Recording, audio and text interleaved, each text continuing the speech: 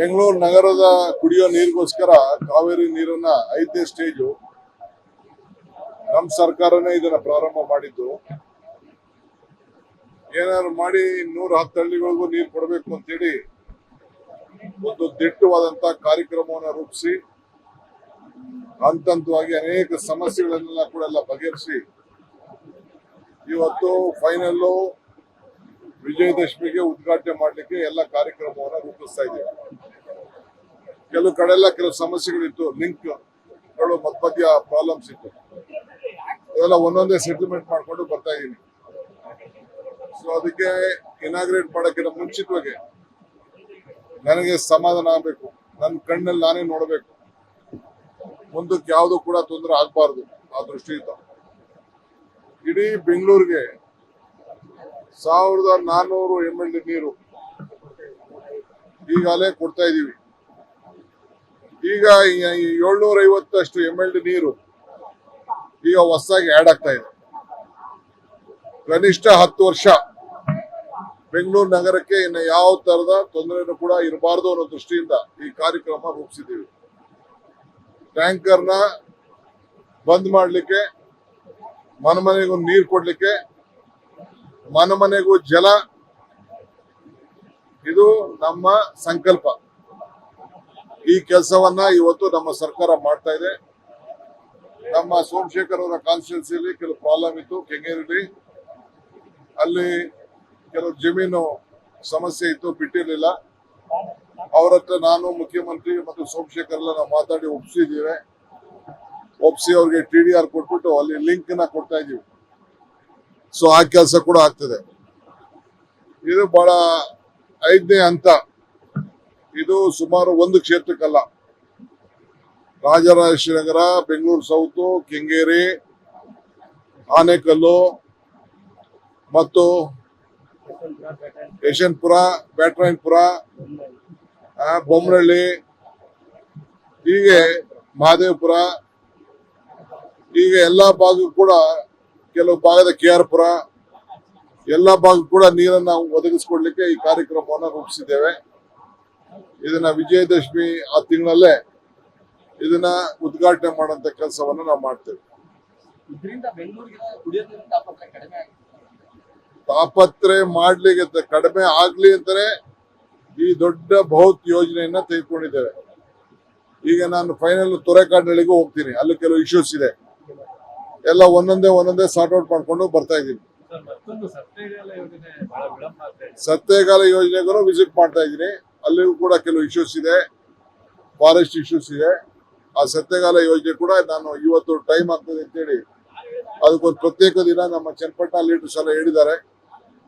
ಸುರೇಶ್ ಬಹಳ ಮುತುವರ್ಜಿ ವಹಿಸಿ ಅದನ್ನ ಪ್ರಾರಂಭ ಮಾಡಿಸಿದ್ರು. ಈಗ ಅದಕ್ಕೆ ಕೂಡ ನಾನು ಮುಂದಕ್ಕೆ ಹೋಗ್ತೀನಿ. ಸಾಕಷ್ಟು ಈ ಭಾಗದ ಕೆಲಸ ಮಾಡಿದ್ರು ಸರ್. ಹಾಗಾಗಿ ಚನ್ನಪಟ್ಟಣ ಉಪಚುನಾವಣೆಗೆ ಅವರು ಒತ್ತಡ ಜಾಸ್ತಿ ಆಗ್ತದೆ, ಅವ್ರು ನಿಲ್ಬೇಕು ಅಂತ ಸ್ಥಳೀಯರ ಒತ್ತಡ ಕೂಡ ಜಾಸ್ತಿ. ರಾಜಕಾರಣ ಬೇಡ, ಈಗ ಏನಾದ್ರು ಅಭಿವೃದ್ಧಿ, ಜನಕ್ಕೆ ನೀರು ಕೊಡಿಸೋಣ. ಬೆಂಗಳೂರು ನಗರದ ಕುಡಿಯೋ ನೀರಿಗೋಸ್ಕರ ಕಾವೇರಿ ನೀರನ್ನ 5ನೇ ಸ್ಟೇಜು ನಮ್ಮ ಸರ್ಕಾರನೇ ಇದನ್ನ ಪ್ರಾರಂಭ ಮಾಡಿದ್ದು. ಏನಾದ್ರು ಮಾಡಿ 110 ಹಳ್ಳಿಗಳಿಗೂ ನೀರು ಕೊಡಬೇಕು ಅಂತೇಳಿ ಒಂದು ದಿಟ್ಟವಾದಂತ ಕಾರ್ಯಕ್ರಮವನ್ನು ರೂಪಿಸಿ ಹಂತವಾಗಿ ಅನೇಕ ಸಮಸ್ಯೆಗಳನ್ನೆಲ್ಲ ಕೂಡ ಬಗೆಹರಿಸಿ ಇವತ್ತು ಫೈನಲ್ಲು ವಿಜಯದಶಮಿಗೆ ಉದ್ಘಾಟನೆ ಮಾಡಲಿಕ್ಕೆ ಎಲ್ಲ ಕಾರ್ಯಕ್ರಮವನ್ನು ರೂಪಿಸ್ತಾ ಇದ್ದೇವೆ. ಕೆಲವು ಕಡೆ ಎಲ್ಲ ಕೆಲವು ಸಮಸ್ಯೆಗಳಿತ್ತು, ಲಿಂಕ್ಗಳು ಮಧ್ಯ ಪ್ರಾಬ್ಲಮ್ಸ್ ಇತ್ತು, ಇವೆಲ್ಲ ಒಂದೊಂದೇ ಸೆಟಲ್ಮೆಂಟ್ ಮಾಡ್ಕೊಂಡು ಬರ್ತಾ ಇದ್ದೀನಿ. ಸೊ ಅದಕ್ಕೆ ಇನಾಗ್ರೇಟ್ ಮಾಡೋಕ್ಕಿಂತ ಮುಂಚಿತವಾಗಿ ನನಗೆ ಸಮಾಧಾನ ಆಗಬೇಕು, ನನ್ನ ಕಣ್ಣಲ್ಲಿ ನಾನೇ ನೋಡಬೇಕು, ಮುಂದಕ್ಕೆ ಯಾವುದು ಕೂಡ ತೊಂದರೆ ಆಗಬಾರ್ದು. ಆ ದೃಷ್ಟಿಯಿಂದ ಇಡೀ ಬೆಂಗಳೂರಿಗೆ 1400 MLD ನೀರು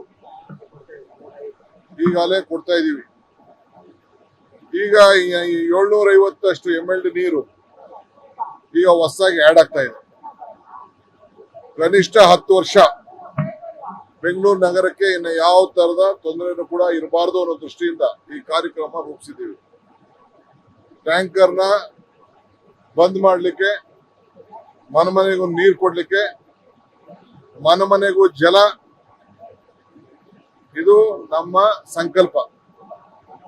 ಈ ಕೆಲಸವನ್ನ ಇವತ್ತು ನಮ್ಮ ಸರ್ಕಾರ ಮಾಡ್ತಾ ಇದೆ. ನಮ್ಮ ಸೋಮಶೇಖರ್ ಅವರ ಕಾನ್ಸ್ಟಿಟ್ಯೂನ್ಸಿಯಲ್ಲಿ ಕೆಲವು ಪ್ರಾಬ್ಲಮ್ ಇತ್ತು. ಕೆಂಗೇರಿಯಲ್ಲಿ ಅಲ್ಲಿ ಕೆಲವು ಜಮೀನು ಸಮಸ್ಯೆ ಇತ್ತು, ಬಿಟ್ಟಿರಲಿಲ್ಲ.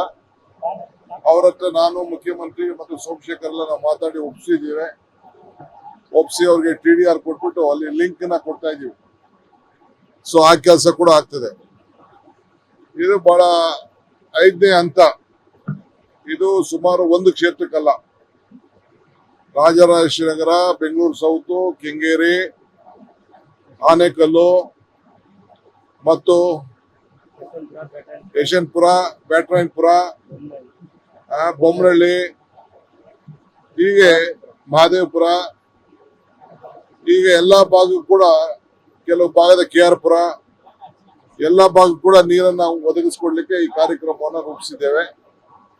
ಇದನ್ನ ವಿಜಯದಶಮಿ ಆ ತಿಂಗಳಲ್ಲೇ ಇದನ್ನ ಉದ್ಘಾಟನೆ ಮಾಡುವಂತ ಕೆಲಸವನ್ನು ನಾವು ಮಾಡ್ತೇವೆ. ಇದರಿಂದ ಬೆಂಗಳೂರಿಗೆ ಕುಡಿಯೋ ನೀರಿನ ತಾಪತ್ರೆ ಕಡಿಮೆ ಆಗಿದೆ. ತಾಪತ್ರೆ ಮಾಡ್ಲಿಕ್ಕೆ ಕಡಿಮೆ ಆಗ್ಲಿ ಅಂತಾನೆ ಈ ದೊಡ್ಡ ಬೃಹತ್ ಯೋಜನೆಯನ್ನ ತೆಗೆದುಕೊಂಡಿದ್ದೇವೆ. ಈಗ ನಾನು ಫೈನಲ್ ತೊರೆಕಾಡಿನಲ್ಲಿಗೂ ಹೋಗ್ತೀನಿ. ಅಲ್ಲಿ ಕೆಲವು ಇಶ್ಯೂಸ್ ಇದೆ, ಎಲ್ಲ ಒಂದೊಂದೇ ಸಾರ್ಟ್ ಔಟ್ ಮಾಡ್ಕೊಂಡು ಬರ್ತಾ ಇದ್ದೀನಿ.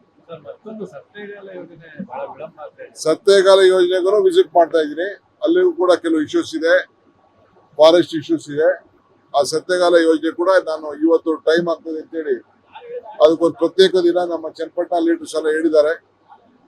ಸುರೇಶ್ ಬಹಳ ಮುತುವರ್ಜಿ ವಹಿಸಿ ಅದನ್ನ ಪ್ರಾರಂಭ ಮಾಡಿಸಿದ್ರು. ಈಗ ಅದಕ್ಕೆ ಕೂಡ ನಾನು ಮುಂದಕ್ಕೆ ಹೋಗ್ತೀನಿ. BK ಸುರೇಶ್ ಅವರು ಸಾಕಷ್ಟು ಈ ಭಾಗದ ಕೆಲಸ ಮಾಡಿದ್ರು sir.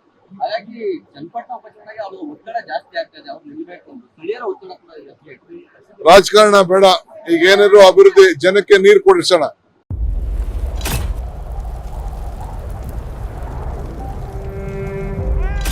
They destroyed our house and our life.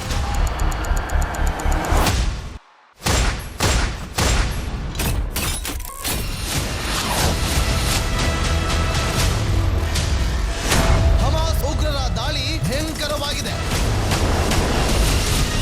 ಯಾವ ಮಾಧ್ಯಮವೂ ಇಲ್ಲಿಗೆ ಬರಲು ಧೈರ್ಯ ಮಾಡ್ತಾ ಇಲ್ಲ. ಇಂಥ ಜಾಗಕ್ಕೆ ಎಂಟ್ರಿ ಕೊಟ್ಟಿದೆ ರಿಪಬ್ಲಿಕ್ ಕನ್ನಡ. ಯುದ್ಧ ಭೂಮಿಯಿಂದ ರಿಪಬ್ಲಿಕ್ ಕನ್ನಡ ನೈಜ ವರದಿ.